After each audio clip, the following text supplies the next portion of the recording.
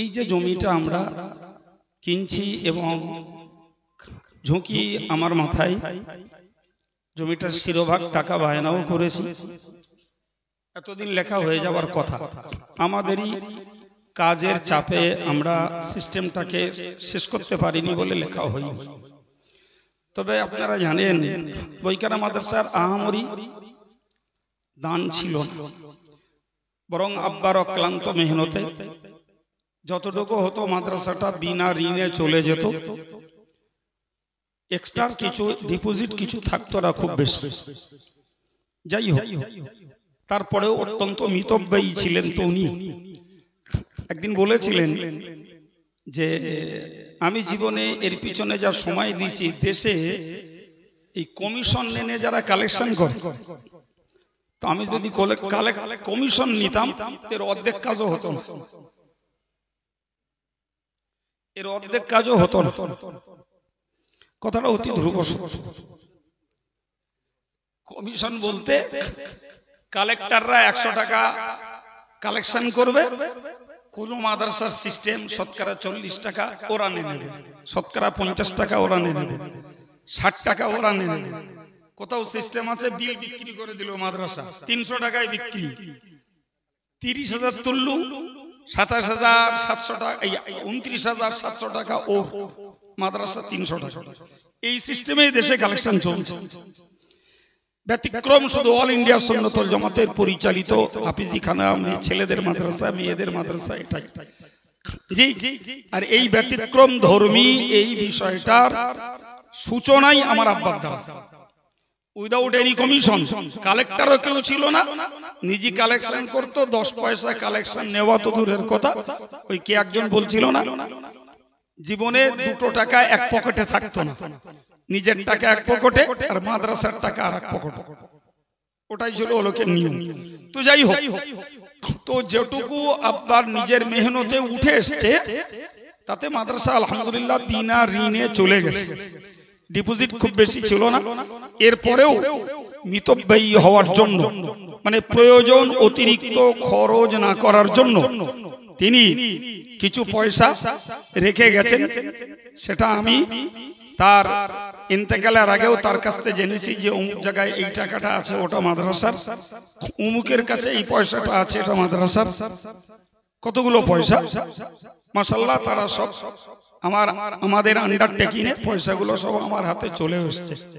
সেই পয়সা বাকি এই 2 বছরে আমি কিছু ডিপোজিট করতে পেরেছি, মানে বাড়াতে পেরেছি সেই পয়সা, আর বাকিটা ধার করা।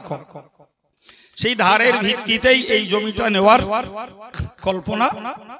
তো নিশ্চয়ই আপনারা জমিটা দেখে বুঝছেন।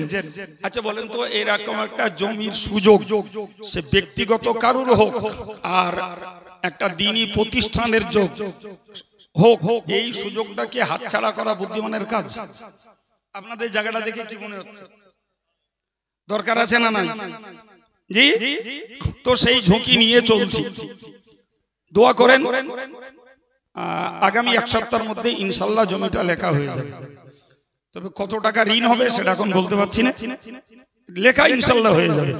সে ব্যাপারে জমিওয়ালাও এগ্রি, আমার মিডিলম্যান যিনি আছেন সে ভাইও এগ্রি, আমরাও এগ্রি। শুধু প্রচন্ড ব্যস্ততার ভিতরে এতদিন লেট করে করে এসেছি। জি, আপনাদের কাছে আমি নতুন করে কালেকশন চাইব না। জিকিরের মজলিসের পরে মাতিন সাহেব অল্প বলেছেন, তাতে আপনারা যা দিয়েছেন হয়তো 1000-500 টাকা এসেছে, আমি গনিও নি। আমার হাই সাহেব ভাই তিনি গুছিয়ে দিলেন ওই পর্যন্ত। তো আমি আপনাদের কাছে এখন কালেকশনও চাইছি না। আমি আগে বলেছি যে জামিয়ার জমির জন্য যদি আমি সত্য কালেকশন না করতাম, আল্লাহ শুকর যতটা জনপ্রিয়তা জনসংযোগ আল্লাহ আমাদের দিয়েছেন, এত নরমালে আমি এই জমির পয়সা সহজে ইনশাল্লাহ কালেকশন করে ফেলতে পারতাম। তো এরপরেও বলছি, জামিয়ার জন্য যারা দিয়েছেন আমি তাদের কাছে আপিল করব না। যারা জামিয়ার জন্য আগে দেননি বা দেওয়া হয়নি বা আমার পক্ষ থেকে তাদের কাছে আবেদন রাখা হয়নি, আমি আমভাবে আপনাদের কাছে একটা ফোন পে নাম্বার দিচ্ছি বইকারা মাদ্রাসার। সবার কাছে প্রায় ফোন আছে, সবার কাছে। আল্লাহর রাস্তে এই ফোন পে নাম্বারটা রাখুন, যদি আপনাদের সচ্ছলতা আসে, সুযোগ আসে, তাহলে জামিয়া এই বইকারা মাদ্রাসার এই জমির সহযোগিতায় কিছু পয়সা পরবর্তীকালে ফোন পেতে মারবেন। আমি আলাদা করে কারোর কাছে চাইতেও যাব না, আপনাদের উপরে ছেড়ে দিলাম। আর পারেন আপনাদের বন্ধু বান্ধব আছে, এটাই সংগঠনের গোড়ার প্রতিষ্ঠান, এটাই আদি প্রতিষ্ঠান, সেটা ঋণের দায়ে জড়িয়ে থাকুক, আমরা মন থেকে কেউ চাই না। কিন্তু আমরা তো কেউ ফ্রি নেই রে বাবা, কেউ তো ফ্রি নেই, সব তো এক এক জায়গার সঙ্গে জড়িত। সুতরাং এটা যেহেতু এখন আমার মাথার উপরে, জি, ফলে আর আমি তো জামিয়ার পাহাড় পরিমাণ বোঝা নিয়ে চলি, ফলে এর জন্য আলাদা করে আমার কারোর কাছে বলার নেই। তবুও জামিয়ার কালেকশন করতে যেয়ে এবার মানুষের কাছে যৎকিঞ্চিত বলেছি ওই সঙ্গে, তো তাতেও আল্লাহ শুকর জামিয়ার কালেকশনের ভিতর দিয়ে আমার হাতে বই কেনার বাবদ 1-1.5 লাখ টাকা কালেকশন হয়েছে, সেও আমাদের এই ভাইরাই দিয়েছেন। তো আমি আর বাড়ছি না মোটি, জামিয়ার ফোন পে নাম্বারটা দিচ্ছি, আল্লাহর রাস্তায় একটু রাখেন, সুযোগ পেলে এই বইকারার ফোন পে নাম্বারটা দিচ্ছি। সরি, ভুল বলেছি, আবার বলছি, বইকারার ফোন পে নাম্বার দিচ্ছি, জামিয়ার নয়। নাম্বারটা রাখুন 9733792463। আরেকবার বলছি, 9733792463, 9733792463, এটাই বইকারা মাদ্রাসার ফোন পে নাম্বার, এটাই জামিয়ার ফোন পে নাম্বার। জি, আবার ভুল বলছি, জামিয়া বলে বলে মুখ সরে গেছে। এটাই বইকারা মাদ্রাসার ফোন পে নাম্বার। নাম আসবে আমার ওই ভাইটা, যিনি বইকারা মাদ্রাসার শিক্ষক, হাফেজ আব্দুল মুকিত সাহেব, তার নাম আসবে। ওতেই পয়সাটা কারোর যদি আল্লাহ সুযোগ দেয়, দিল চায়, মন চায়, কিংবা নিজের একটা বন্ধুর কাছে কথাটা যদি ছড়িয়ে দিয়েও একটু উপকার হয়, কে অন ক্যামেরায় কথা বলছি, এতগুলো লাইভ চলছে, যদি লাইভ শুনেও কোনো ভাই যদি মনে করেন যে আমরা জামিয়াতে সহযোগিতা করি, কিন্তু বইকারা সংগঠনের আদি মাদ্রাসা এবং সংগঠনের প্রতিষ্ঠাতার নিজের ঘাম ঝরানো প্রতিষ্ঠান, তো সেখানকার একটা স্থায়ী সম্পদ তৈরি হচ্ছে, তাহলে এতেও কিছু দিয়ে রাখি।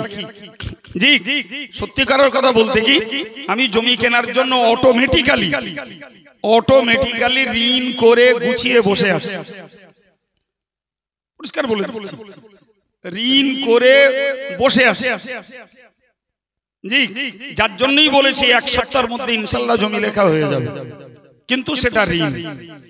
তো তাতে যদি আপনারা একটু সহযোগিতা করেন, তা হয়তো ঋণটা উসুল করতে আমার পক্ষে একটু সহজ হবে। জি, আর বলছি না, সময় কয়েক মিনিট বেড়ে গেছি, এর জন্য ক্ষমা চাইছি। তবে আপনারা রজব আলী সাহেবের পরে দুটো আবৃত্তি হয়েছে বা মাতিন সাহেব কথা বলেছেন, সন্ধ্যার তুলনায় পরিবেশটা বেশ খানিকটা শান্ত এবং নিয়ন্ত্রণের মধ্যে আপনারা কথাগুলো শুনেছেন, এর জন্য আপনাদের ধন্যবাদ। আল্লাহ আপনাদের জাযা দেন।